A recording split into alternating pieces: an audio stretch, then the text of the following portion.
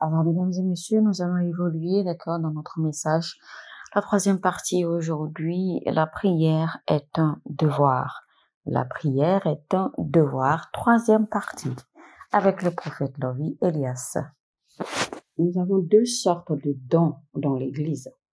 Il y a les dons que le Saint-Esprit vous donne quand le Saint-Esprit vient sur vous. Il y a les dons qu'il vous donne et il y a les dons qui sont donnés par Jésus-Christ lui-même. Jésus-Christ ne vous donne pas l'esprit du prophète, par exemple, ou l'esprit de la prophétie, mais Jésus vous donne un prophète. La Bible dit que c'est celui qui est descendu, c'est celui qui est monté.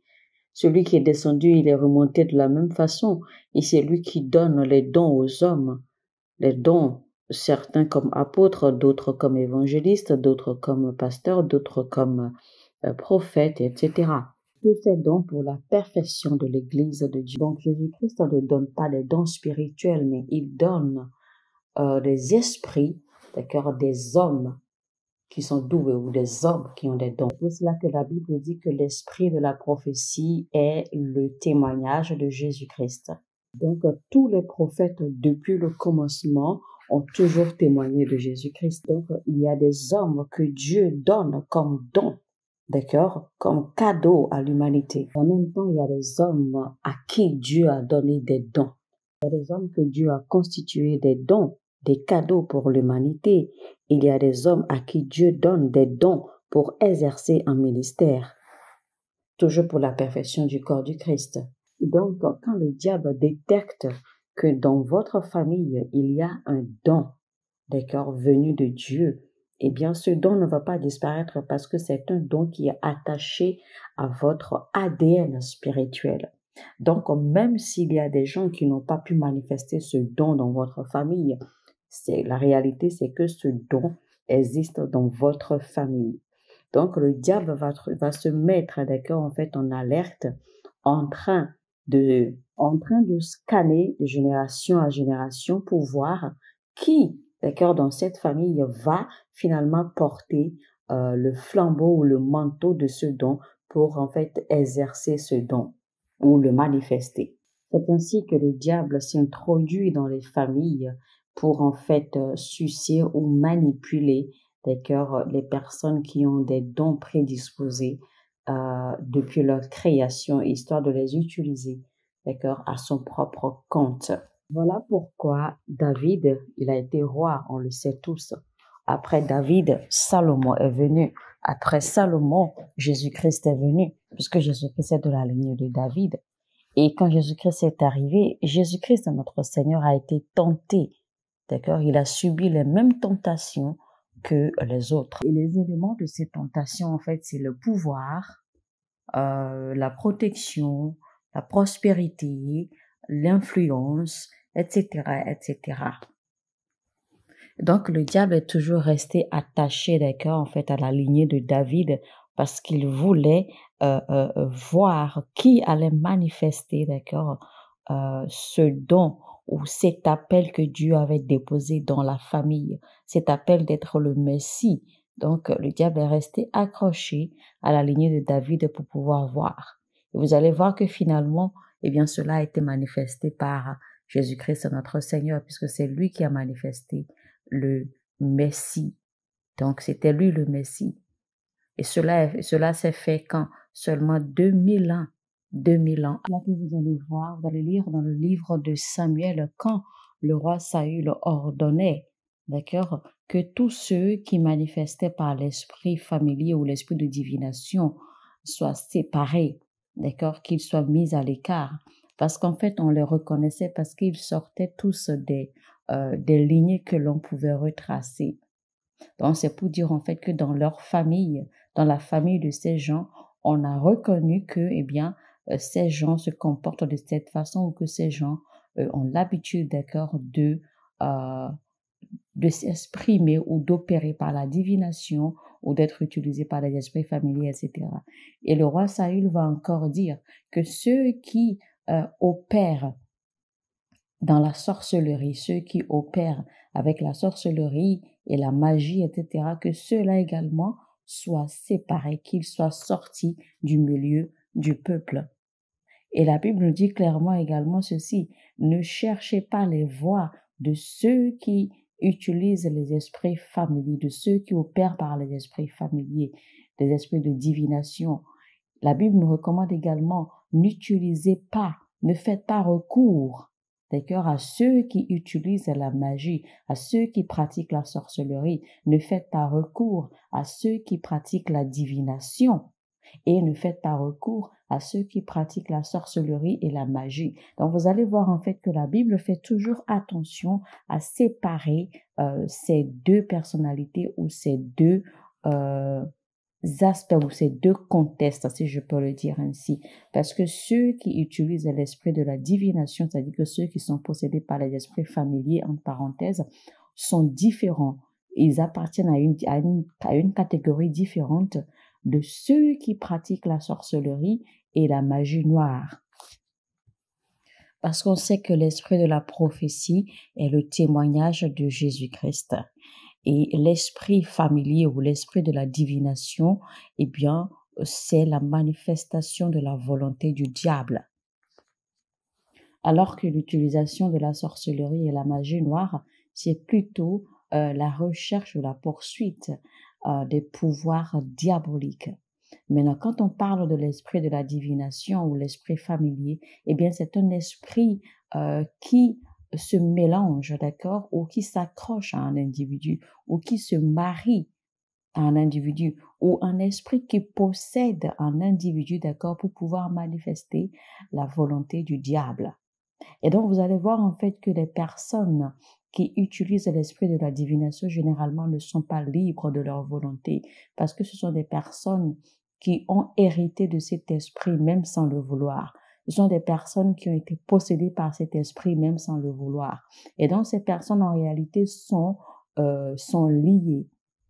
D'accord? Ces personnes sont sous un joug forcé parce qu'en fait, cet esprit les a pris, d'accord, les a saisis pour pouvoir manifester la volonté du diable.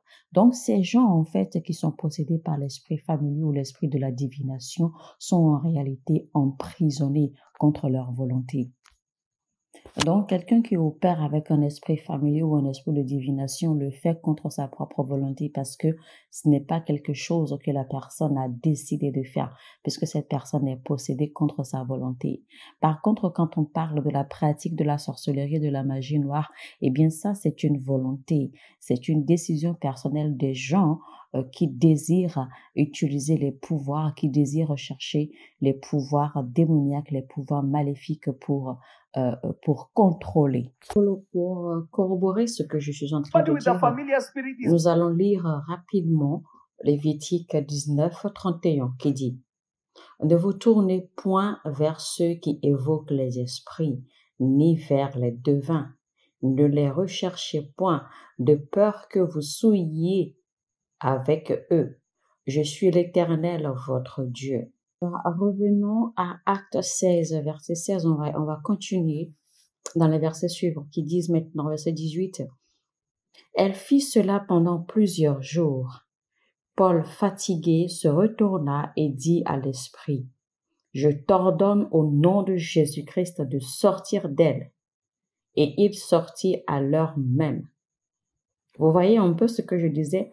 Donc, quelqu'un qui opère ou quelqu'un qui fonctionne avec un esprit familier ou un esprit de divination, en fait, ne le fait pas de son propre gré. C'est parce que ce dernier, en fait, est possédé, d'accord, par cet esprit. Donc, cet esprit, en fait, c'est un esprit qui possède un être humain, utilise l'être humain, d'accord, juste pour s'exprimer.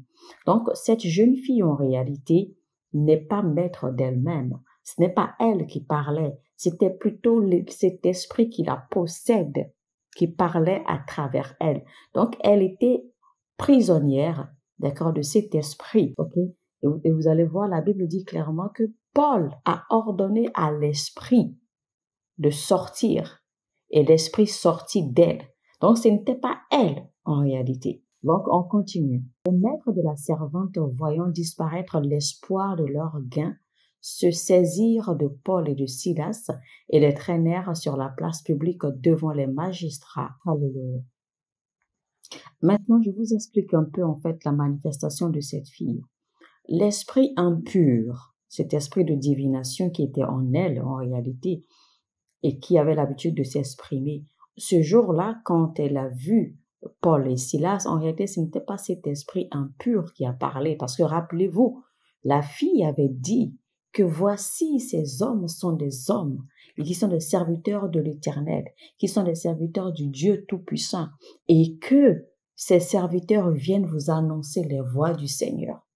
Pensez-vous que le diable va vous annoncer les voies du Seigneur? Le diable ne va jamais vous montrer, d'accord, la source pour recevoir les voies du Seigneur. Le diable ne va jamais vous montrer la source où trouver Dieu. Le diable ne va jamais vous pointer du doigt la source où trouver la lumière. Que nous sommes d'accord. Donc, ce n'était pas cet esprit impur qui parlait à travers elle ce jour-là, disant que voici des hommes de Dieu et voici qu'ils sont venus de l'Éternel et qu'ils apportent la lumière et qu'ils vont vous montrer la voie des voies du Seigneur, tout cela. Non, mais c'était plutôt elle-même. Cette voix sortait de son âme parce que cette fille a une prédisposition, d'accord, de discerner dans le spirituel. Elle a une prédisposition naturelle, elle a un don naturel déjà, d'accord, à l'origine, de pouvoir discerner, d'accord, dans le règne de l'esprit, ou de pouvoir discerner le spirituel. Et maintenant, vous voyez maintenant que le diable l'utilise, d'accord, comme prisonnière à son propre gain. Mais ce jour-là, la fille, cette jeune fille, son âme s'est exprimée, et non l'esprit impur qui s'est exprimé ce jour-là. C'est pour cela que Paul s'est énervé et a chassé l'esprit impur d'elle. Donc, il faut voir en fait que l'âme de cette fille languissait pour le salut. L'âme de cette jeune fille cherchait ardemment le salut. Donc, elle voulait être libérée parce qu'elle connaissait ce qui est de Dieu et elle connaissait aussi qu'elle était sous l'emprise du diable. Mais son âme profondément cherchait la libération. Donc, et voici ce que Dieu a permis ce jour-là que ce miracle lui arrive. Je sais que beaucoup jusqu'à aujourd'hui, tout ce que vous avez entendu, d'accord, comme enseignement concernant cette fille, eh bien, la plupart des enseignements ont toujours diabolisé cette fille. Tous les enseignants ont diabolisé la parole, cette parole qui sortait de la bouche de cette fille, parce qu'elle était possédée, d'accord, par un esprit impur. Donc, tous les enseignants se sont focalisés sur ce contexte du fait qu'elle soit possédée par un esprit impur et l'ont toujours diabolisée et ont même diabolisé ses dires qu'elle a sortis de sa bouche. Mais aujourd'hui, je vous ouvre les yeux sur la vérité profonde, d'accord, de ce qui en fait s'est passé, c'est-à-dire que de cet événement en réalité. Le diable ne va jamais vous pointer du doigt le salut. Il ne va jamais vous montrer où se trouve la lumière. Le diable ne fera jamais cela. Et rappelez-vous, Paul et Silas n'ont pas cherché cette fille. Paul et Silas passaient. Et cette fille les a suivis. Elle les a suivis sur une longue distance. Ça, c'est pour vous dire en fait que son âme recherchait ardemment le salut. Son âme cherchait ardemment la délivrance. Et donc, heureusement, cet esprit impur qui la possédait n'a pas pu combattre cette volonté, n'a pas pu combattre cette révélation qu'elle a eue, d'accord, que c'était des hommes de l'Éternel des armées, et que c'était des hommes qui allaient montrer la voie du salut. Et rappelez-vous, la Bible a dit clairement que cette jeune fille les a suivis pendant des jours. Elle les a suivis pendant des jours, continuait à répéter la même chose. Donc, Paul, en fait, a su discerner qu'il y avait un esprit impur qui maintenait cette jeune fille en esclavage, qui la maintenait prisonnière. Donc, Paul avait pu discerner cela. C'est pour cela, en fait, qu'il s'est énervé, d'accord, étant fatigué d'entendre cette fille les suivre ainsi, eh bien, il a chassé l'esprit impur d'elle. Donc, Paul était vraiment énervé, il était vraiment attristé de voir que cette jeune fille cherchait ardemment le salut, elle cherchait ardemment la délivrance et elle voyait la délivrance, elle connaissait la voie de la délivrance, mais elle ne pouvait pas la voir parce qu'il y avait cet esprit impur qui la maintenait prisonnière. Et c'est ça qui l'a énervé et il a agi immédiatement en chassant l'esprit impur de cette jeune fille.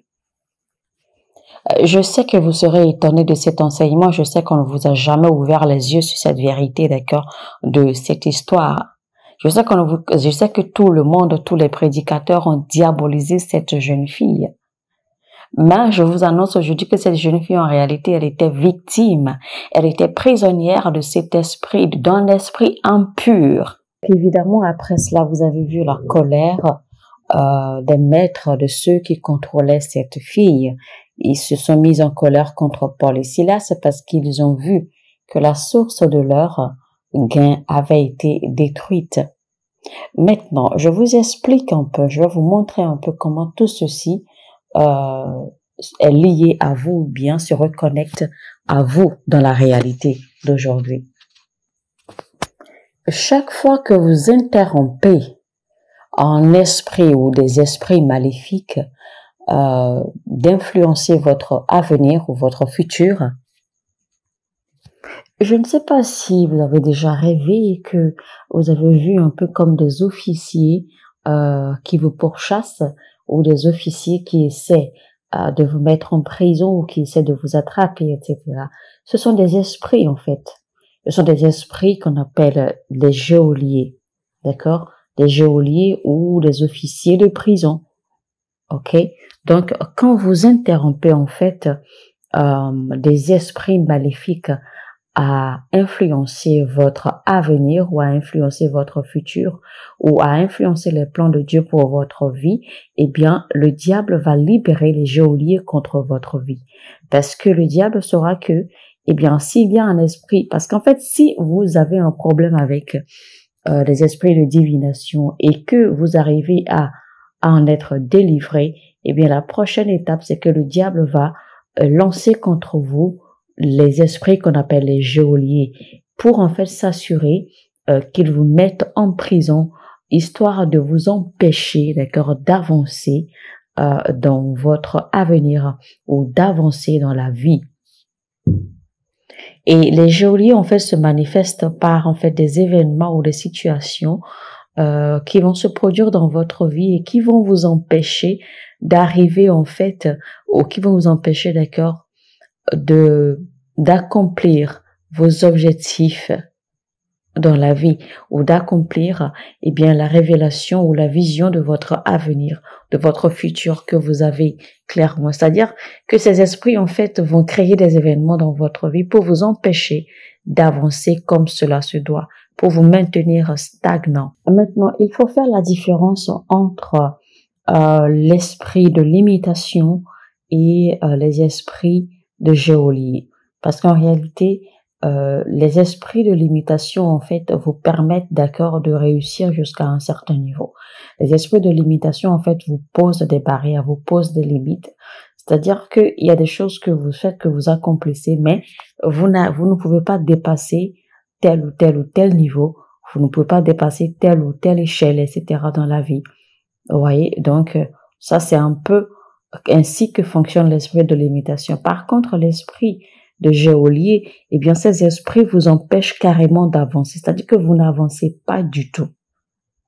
Vous n'accomplissez rien du tout. Tout ce que vous touchez, en fait, échoue. Rien que vous touchez qui prospère. Rien que vous touchez qui marche. Rien ne réussit entre vos mains. Vous êtes juste là. Et rien ne bouge autour de vous. Vous n'avancez pas. Vous ne reculez pas. Vous êtes juste à un point stagnant de la vie. Donc, je vous recommande vivement de prendre du temps, de vous mettre d'accord à l'écart. Séparez-vous et priez contre les esprits de divination et priez contre les esprits de geôlier qui se trouvent en charge de votre vie. Alléluia. Mesdames et messieurs, ce sera donc tout pour le message du jour. C'était donc la 3e partie de notre message. La prière est un devoir. 3e partie, Prophète Lovey Elias.